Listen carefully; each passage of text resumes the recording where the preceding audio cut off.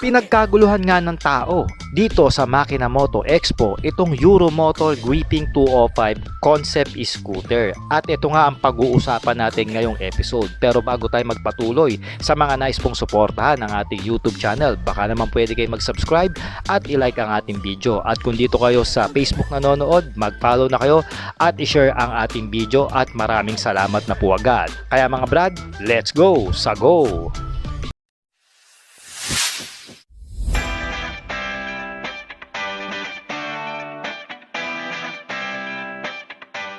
Mga brothers, available na sa Shopee ang ating riding jersey at iba pang mga riding gears na ginagamit natin. Nandyan yung link sa gilid ng video. Let's go! Sa go!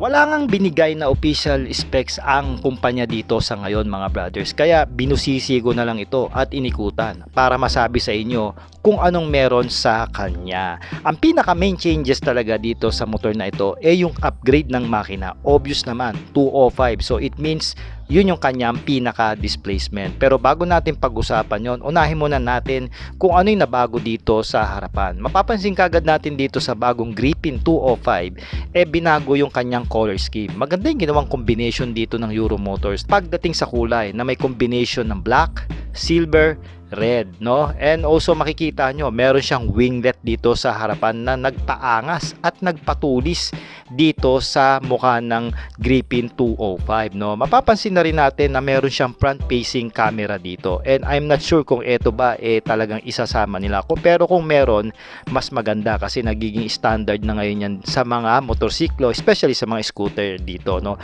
I guess bagong hulma rin yung kanyang headlight design, no? Na pinaiilaw ng LED with the daytime running lights na rin yan, no? At syempre, mapapansin nyo dito sa fender, merong traction control at ABS yung motorsiklo. Kaya naman pagdating sa safety sa preno, siguradong wala na kayong hahanapin at hindi ito basta-basta dudulas dahil nga sa kanyang TCS. Of course, ito naka disc brake sa harapan at pinaiikot ito ng 14 inches wheel mags na merong tire size na 100 by 80. Syempre, naka-tubeless na rin yan. Dito sa likod mga brothers, matutulis ang kanto nitong design ng Gripping 205. Mapapansin natin na naka-winglet din yung kanyang likuran na kulay pula rito. At syempre, pinaiilaw na rin ng LED taillight ang ilaw nito dito sa likod. Yung fender niya, same pa rin naman doon sa nauna, no? Na mayroong reflector dito sa likod at sa magkabilang gilid, no? At syempre, suportado ito ng dual shock na debaso. Adjustable na rin yan mga brothers.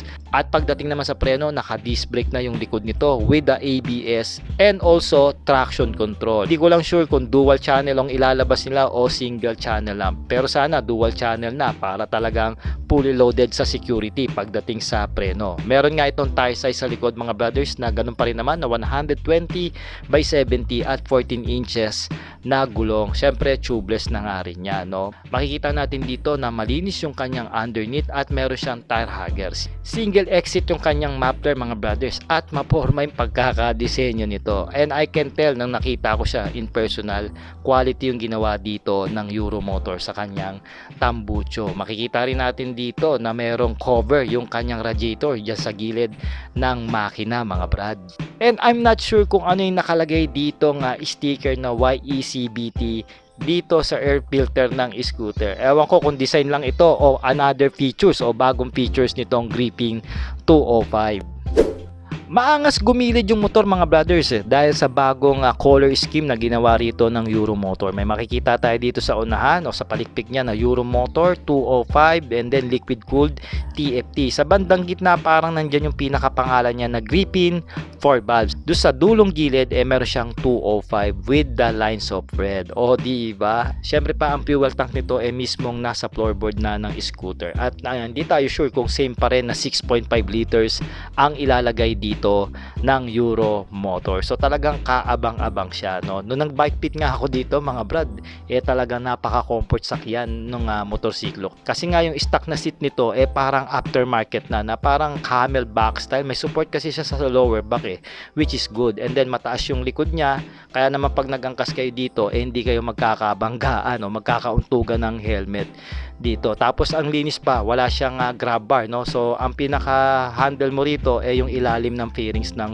motorsiklo. At going dito sa kanyang handlebar mga brothers, maraming nadagdag dito mga switches, especially dito sa left side kasi nandito yung kanyang controls pagdating sa panel at makikita nyo may controls yung TCS nya. So meaning na on and off yung kanyang traction control mga brothers. May glove compartment ito at sure ako nandyan yung kanyang USB charging port. At parang meron din itong Bluetooth o apps connectivity na hindi pa natin makonfirm sa Euro Motor, no? Hindi nga natin na-open ang ilalim na upuan nito dahil hindi nga ito activated. At the same time, nakakilis na rin yung mismong scooter. Kaya talagang pinasasabik tayo rito ng Euro Motor and hopefully sana ilabas nila ito. Kasi sabi nila under approval pa daw ito ng company. At titignan pa nila sa social media kung maraming magre-react na mga brothers on the wheels na mailabas ang scooter na ito. Kaya mga brothers, mag-comment kayo ng yes kung isa kayo sa mga gustong mailabas itong scooter na ito. At pagdating naman siguro sa kanyang estimated price, hindi ako makapagbigay kasi ang dami nilang dinagdag dito, especially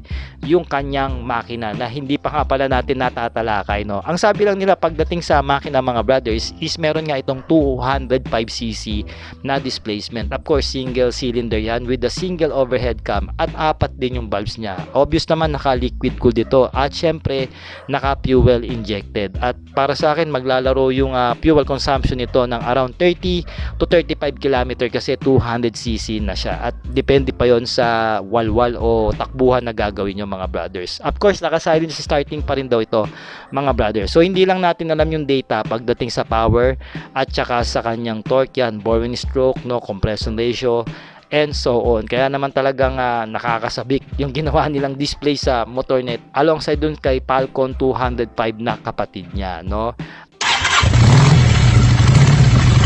At syempre mga brad, standby lang kayo sa ating YouTube channel at Facebook page kasi pag ito nilabas nila to ngayong taon siguradong magwo-walk around review tayo dito at kung papala rin makapag-test ride tayo sa motorsiklong ito. So once again mga brothers, meron na naman tayong aabangan na bagong performance scooter na mula sa Euro Motor. At abangan nyo po mga brothers dahil re-reviewin naman natin ang isa pang matinding adventure scooter nila. Ito nga yung Falcon 205 na same ang makina dito sa Griffin 205. So mga brothers, abang-abang lang kayo. Alright.